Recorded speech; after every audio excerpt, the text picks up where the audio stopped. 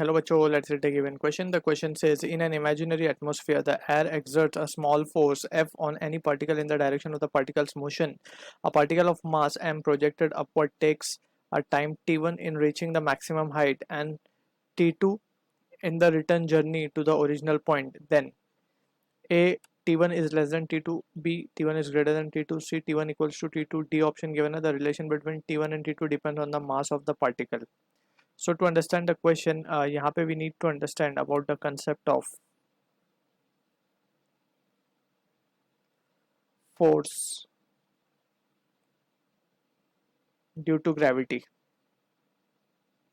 So हमें पता है कोई भी ऑब्जेक्ट अगर हम let suppose we have an object and इसको अगर हमने ऊपर की तरफ कुछ वेलोसिटी दी है, सो वी नो कि इसके ऊपर एक फोर्स ड्यू टू ग्रेविटी जो कि इसका वेट होगा will be acting in the downward direction. अब ये जो g है that is the acceleration due to gravity. अब ये इसको रिटार्ड करेगा कंटिन्यूसली एंड इसकी स्पीड कम होती जाएगी. Whereas on the other hand अगर हम किसी ऑब्जेक्ट को नीचे इम्पार्ट कर रहे हैं या फिर प्रोजेक्ट कर रहे हैं, so acceleration due to gravity का g भी नीचे की तरफ ही है. So in this case speed will be less, speed will be more. ठीक है ना. तो ये बेसिक अंडरस्टैंडिंग के साथ we can begin with the question. So यहाँ पे अगर हम देखें तो लेट्स से यहाँ से हमने इसको प्रोजेक्ट किया, ये मैक्सिमम हाइट तक रीच हुआ यहाँ पे. ठीक है. फिर ये यहाँ से वापस अपनी ओरिजिनल पोजीशन पे आया. ठीक. तो यहाँ से जाने का टाइम हमारे पास गिवन है t1 और यहाँ से आने का टाइम हमारे पास गिवन है t2. सो हमसे बोला गया है कि जो फोर्स है वो in the direction of motion लग रही है. ठीक है.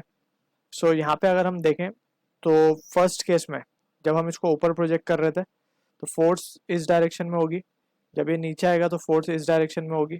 ठीक है. तो अगर हम इस पे इसकी स्पीड देखें तो मान लेते हैं कि यहाँ से जो स्पीड है जाने की वो है s1 और यहाँ पे जो स्पीड है आने की वो है s2. So we can clearly see कि s2 will be greater than s1, क्योंकि s2 के ऊपर s1 में अगर हम देखें जब ये पार्टिकल ऊपर जा रहा है तो इसके ऊपर acceleration due to gravity will be acting in the downward direction. ठीक है. And on the other hand जब ये नीचे आ रहा है तो इसके ऊपर acceleration due to gravity again will be acting in the downward direction जो कि इसकी स्पीड को बढ़ाएगा. तो s2 will be greater than s1, right. और क्योंकि ये जहाँ से स्टार्ट हुआ था ये अपनी ओरिजिनल पोजीशन पे वापस आ गया, तो we can write time can be written as distance upon speed, right. Distance upon speed. So we can say therefore t1 को हम क्या लिख सकते हैं, डिस्टेंस लेट से हमने हाइट जो भी d मानी है या h मान लेते हैं, तो h upon speed will B s1 whereas t2 will be equals to h upon s2. And since s2 is greater than s1, so यहाँ से हम देख सकते हैं कि t is having an inverse relation with speed, right. So या तो हम सिंपली इसको डिवाइड कर सकते हैं ये दोनों एक्सप्रेशन को. t1 by t2 will be equals to ये हो जाएगा s2 by s1. ठीक है. therefore we can say since s2 is greater than s1 हमने देख लिया ये चीज, therefore t1 will be greater than t2. So from the expression we can say option B will be the answer for this question.